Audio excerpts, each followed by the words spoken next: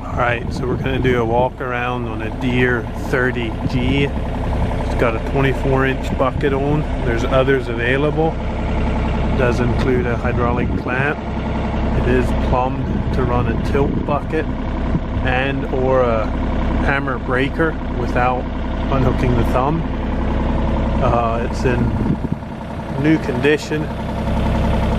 It's just been through the dealer's shop at the Deere dealer, serviced and checked. It does have warranty remaining. The tracks are like new. The door latches just nicely, open and close. It's got the wiper, flip up pedals, cab, heat, air conditioning. It's got the stereo. Super clean machine.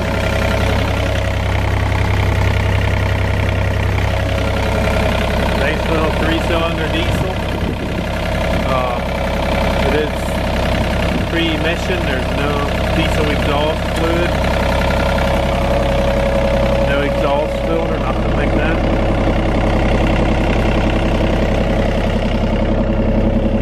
There's a little scratch there on the decal, not a big deal. Got the backfill blade. Headlights work perfectly. The wipers are good.